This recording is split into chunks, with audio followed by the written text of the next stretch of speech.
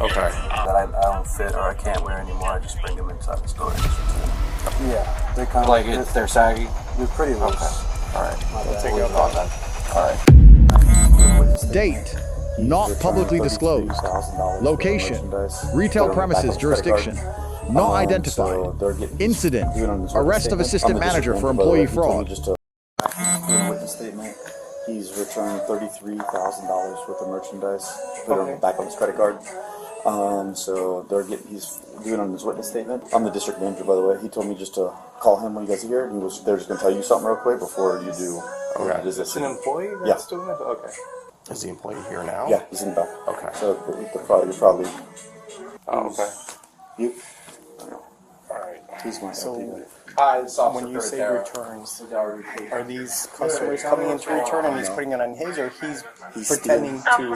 He's stealing the receipt somehow, scanning it like that here, and then putting it on his. Single 31. Okay. So. By one of our assistant managers. He's in the back right now. I just interviewed him and talked to him. He's admitted to it and wrote a statement for me. But he's been coming in and doing fraudulent refunds back since June. Every week he comes in, almost every day now. It started like on a weekly basis and then confirmed into an additional one, but he's been coming in and doing fraudulent refunds. And the total amount that we have is $33,000. Okay. It's like $33,560, something like that. But I can get you the total amount. I have receipts. I have my statement and everything. I have video of everything on camera and everything. And like I said, he's admitted to me and back. And I have a witness to our regional managers back there as well. He's admitted to both of us that he did this. So and I have a statement from him. He's filling out a promissory note right now. And then we do want to pursue charges on him. Okay. I can upload the video to you as well, so you have that as well too. Okay. And all the receipts and all of that. So. Okay. Can I... Let's see. Does this phone that we're calling you on, can it receive text messages? Yeah, it can. Okay. Can you open up like a picture to send to him so you can send him my email so that he can start sending me everything?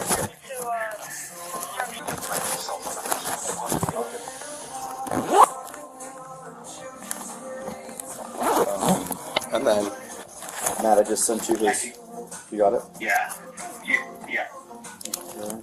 So, Matt, short for Matthew? Yes. Okay. Alright. So are we waiting for him to finish, or...? Matt, do you want them to go back there now? Yeah, I'm good with it. If you guys are. Okay. So Jason, you can just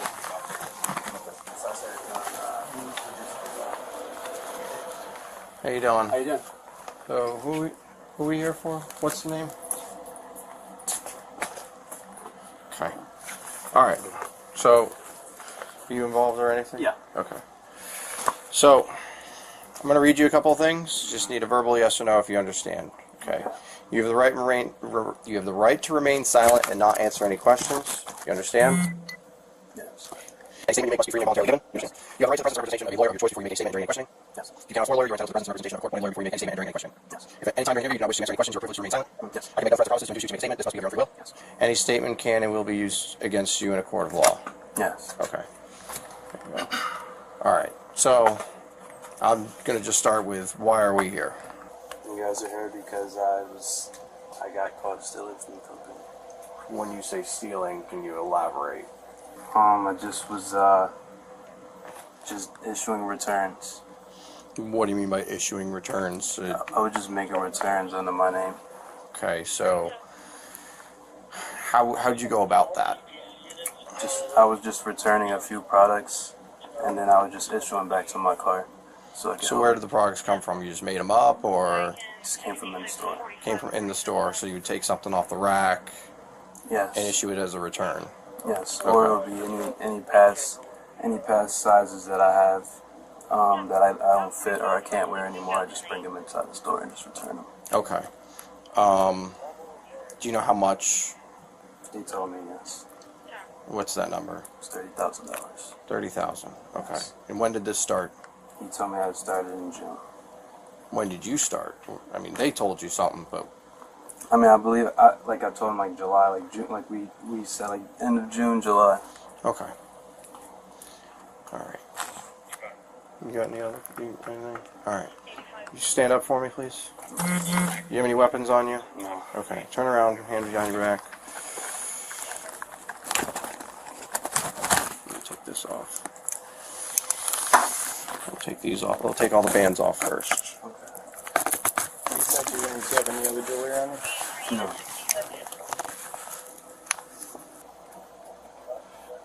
Is this? You can take this off. You want to take your earrings off for us too? Okay. Makes it easier for us.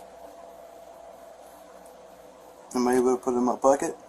Well, it's all going to go It's in a all bag. going to go in Oh, your in the bag. property. Okay, okay. You have plastic bags? Okay. I'm out. I guess fine. We'll take care of that. Alright. It's easier if you put them together like you're praying. Okay. Other way. Like, hands like that. Oh, my apologies. It's a little more comfortable.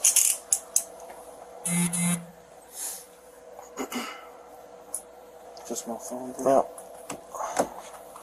And, Were you the only person doing this, or Yes, sir. were you no, just me. wasn't with a girl or anything like that? No, sir. Necklace? No? Yeah. You have a necklace? Yeah. You're not working with anybody doing this? No, It's not organized? no, it's not organized. How long have you been working here? 7 months, 8 months. 7 months. Okay. Is your belt, if I took your belt off, would your pants fall down? Yeah, they kind of Like they're saggy? they're pretty Okay. loose. Alright. My Don't bad. take Leave it it off. on then. Alright. You got all that? Yep. Can I just put them in your car and then meet you at the PD and we swap? I'm over on that City West Yeah. Street. Alright. And then that's my, if you guys are able to grab it. And then I also have that water jug at the front, the big one. Water jug? Oh yeah, you have your keys, store keys on you. Are they in here? They're in that one right there, the top one. So if you unzip this, This? yes sir.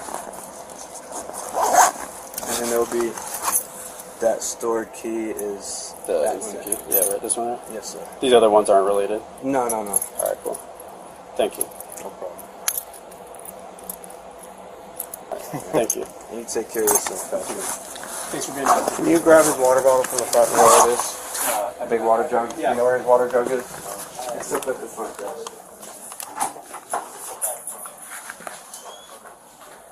Just give us a second. No, you guys are good. Yeah, obviously, we're going to terminate your employment. I saw you told me to say that. Listen, man, it's Yeah. it is what it is. It's You have a water bill out unfortunate. there? That's what they're saying? Yeah, they're grabbing it. It's the black one. Oh, I can unlock this actually so it doesn't go off on Oh, you. yeah. I believe it's unlocked. It is, right? It's good. It's already open. Oh, okay. You have a specific side, Perez? No? Okay. You owe me that candy. It's a year, so you wouldn't be able to come back to your store for a year. Okay. So I just need a verbal yes or Yes. Thanks a lot, man. Appreciate it. no problem. Thank you. All right, go ahead and have a seat for me. You're just going to be in this one temporarily. You'll switch to mine when we get back to our holding facility.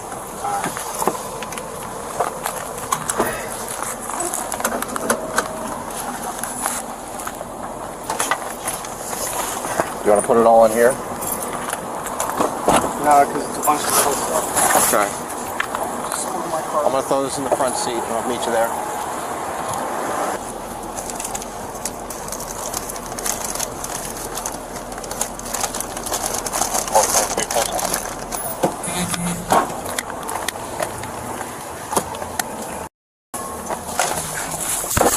Sheem fraudulent merchandise return scheme. Total loss. Approximately $33,560 duration. June through date of arrest, escalating from weekly to near daily. Charge, fraud, outcome charged.